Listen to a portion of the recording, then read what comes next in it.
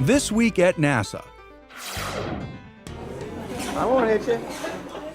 NASA Chief Technologist Bobby Braun helped kick off Spinoff Day on Capitol Hill. The event at the Rayburn House Office building showcased companies whose products have been spun off or derived from newfound NASA technologies and how they improve life here on Earth. This new approach, this technology-enabled approach, will allow NASA to produce more things like you see in the room today. Not just more science and exploration missions, but more Earth-based spin-offs. NASA research and development has spawned more than 1,600 successfully commercialized applications in health and medicine, public safety, consumer goods, transportation, environmental resources, computer technology, and industrial productivity. To learn more about how NASA spin-offs continue to benefit our society, visit www.nasa.gov/spinoffs. A 6-member team of aquanauts is testing exploration concepts off Florida's East Coast in the difficult and often dangerous work environment of the ocean. The team participating in the 14th expedition of the NASA Extreme Environment Mission Operations, NEMO, is Canadian astronaut Chris Hadfield, NASA astronaut and flight surgeon Tom Marshburn, Lunar Electric Rover Deputy Project Manager Andrew Abercrombie, research scientist Steve Chappell, and habitat technicians James Talasek and Nate Bender. During the 14-day undersea mission, the NEMO crew lives and works aboard the Aquarius underwater laboratory, where they'll perform life science experiments focused on human behavior, performance, and physiology. They'll also venture out into the depths to simulate spacewalks and operate and maneuver mock-ups of vehicles future space explorers might use in setting up a habitat on another planet. NASA's Mars Exploration Rover, Opportunity, is the new robotic record holder for longevity on the Red Planet. Opportunity surpassed the duration mark set by NASA's Viking Lander 1 of 6 years and 116 days operating on the surface of Mars. Spirit has likely passed that record, but right now Spirit is deeply asleep, and so we haven't heard from the rover in about 2 weeks.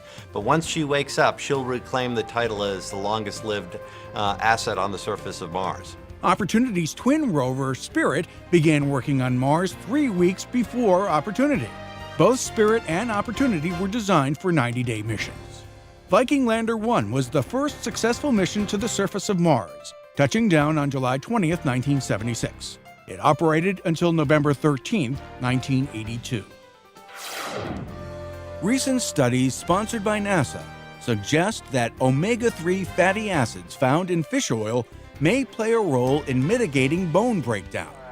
Bone density loss, a problem astronauts experience during long-duration spaceflight, has long been a subject of NASA research.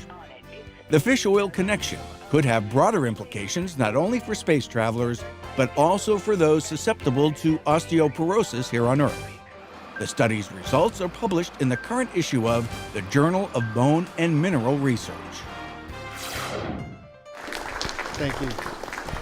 It's great to be here with you today. Astronaut Jeff Williams, Expedition 22 commander of the International Space Station, gave a special presentation at the National Air and Space Museum in Washington about his recent 6-month mission aboard the complex. Williams shared high-definition video from his mission with a full house, then took questions from the audience. How does it feel coming back on Earth?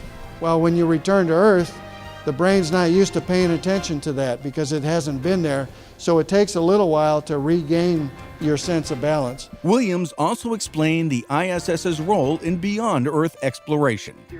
Williams has lived a total of 12 months on the space station during 3 different expeditions. The Jet Propulsion Laboratory held its annual 2-day open house for adults and kids alike. This is a chance for all these people to come out, be proud and boastful about the things that they're doing, and get a little energy back from this amazing crowd of people. The fun-filled and educational experience celebrated the center's accomplishments and featured exhibits and demonstrations of JPL's ongoing exploration research.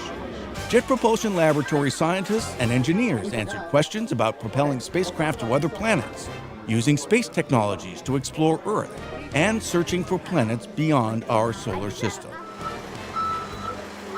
On loan from the Smithsonian's National Air and Space Museum in Washington, was Hubble Telescope's Wide Field and Planetary Camera 2. Nicknamed the camera that saved Hubble, WIFPIC 2 was developed and built at JPL and will remain on display at the center for the next 5 months. Employees of the Glenn Research Center were visited by members of 2 space shuttle crews.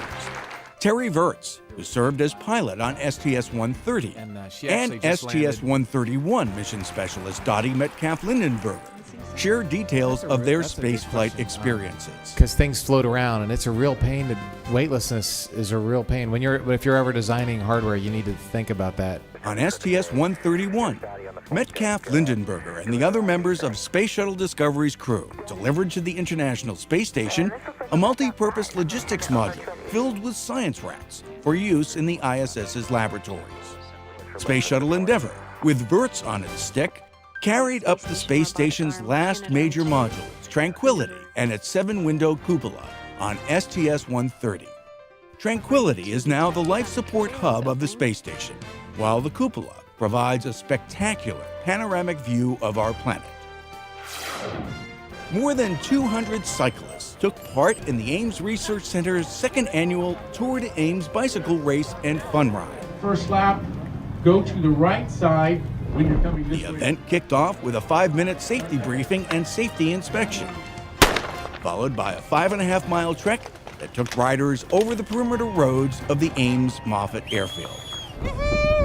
Tour de Ames was sponsored by the Ames Bicycle Club and other center organizations. It's the 2nd annual Tour de Ames. This is something we want to do every year because we believe it's something that members of Ames Moffett can get behind. It's something they really enjoy. Yeah, we just finished 1, 2, 3 and I finished it. Very happy. And that's This Week at NASA. For more on these and other stories, log on to www.nasa.gov.